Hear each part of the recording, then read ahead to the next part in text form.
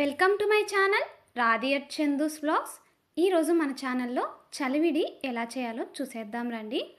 ఈ చలివిడిలో రెండు రకాలు ఉంటాయన్నమాట. ఒకటి పచ్చి చలివిడి, ఇంకొకటి పాకం పట్టి చేసే చలివిడి ఉంటుంది. నేను ఇక్కడైతే పాకం పట్టి చేసే చలివిడిని చూపిస్తున్నాను. ఈ చలివిడి ప్రిపేర్ చేయడానికి ముందుగా రేషన్ బియ్యం ఉంటుంది కదా, వాటిని తీసుకున్నాను. నేనైతే ఇక్కడ 1/2 kg రేషన్ బియ్యంని తీసుకుంటున్నాను. ఈ 1/2 kg రేషన్ బియ్యంని బాగా కడిగి 2-3 టైమ్స్ 5 hours సోక్ చేసుకోవాలన్నమాట. ఇలా 5 hours నానిన తర్వాత ఇందులో ఉన్న నీళ్ళన్నీ వంపేసి, నేను 1/2 kgనే కాబట్టి మిక్సీ జార్లోకి వేసుకుంటున్నాను.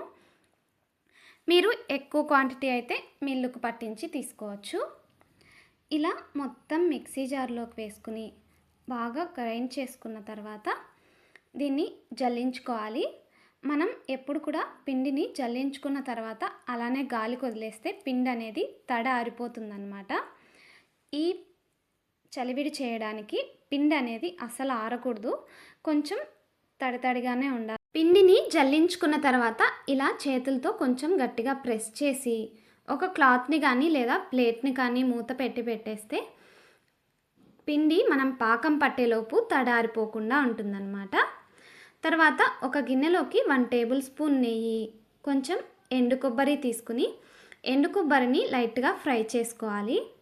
ఇలా ఫ్రై చేసుకున్న తర్వాత ఇందులోకి తినేశనగపప్పు, అలాగే వేయించి పొట్టు తీసుకున్న వేరుశెనగ గింజలు వేసి లైట్గా ఫ్రై చేసుకోవాలి. ఆల్రెడీ మనం వేయించిన వేరుశెనగ గింజలే కాబట్టి లైట్గా ఫ్రై చేసుకొని తీసుకుంటే సరిపోతుంది. తర్వాత దీన్ని పక్కన పెట్టేసి ఒక ప్యాన్లోకి 200 grams బెల్లంని తీసుకుంటున్నాను. ఇందులోకి 1 టీ గ్లాస్తో వాటర్ వేసుకుంటున్నాను. చాలా తక్కువగానే వాటర్ వేసుకోండి, లేదంటే పాకం రావడం చాలా లేట్ అయిపోతుంది. తర్వాత ఈ బెల్లం మొత్తాన్ని మెల్ట్ చేసుకుని వడగట్టుకొని తీసుకుంటున్నాను. ఎందుకంటే బెల్లంలో ఏమైనా చెరుకు పిప్పి అవి ఉంటే వచ్చేస్తాయి అన్నమాట. ఇలా ప్రిపేర్ చేసుకున్న పాకంని మళ్ళీ ప్యాన్లోకి వేసుకుని పాకం దగ్గర పడేంత వరకు చూసుకుంటూ ఉండాలి. దీనికి పాకం అనేది మనం ఇలా వాటర్లో వేస్తే ఉండకట్టాలి. అలా ఉంటే పాకం కరెక్ట్గా ప్రిపేర్ అయిపోయినట్లు. ఆ ఉండ కూడా గట్టిగా ఉండకుండా లైట్గా జెల్లీ ఫామ్ అవుతుంది కదా, అలా జెల్లీలాగా మెత్తగా ఉండాలన్నమాట. అలా చేస్తే పర్ఫెక్ట్ పాకం అన్నట్టు. ఇలా ప్రిపేర్ చేసుకున్న పాకంలో మనం వేయించుకున్నాం కదా పప్పులు, వీటన్నింటినీ వేసి కలిపేసుకోవాలి. ఇందులోకి యాలకుల పొడి కూడా యాడ్ చేసుకోవాలి. నేను ఆ క్లిప్ మిస్ అయింది, అందుకే చూపించట్లేదు.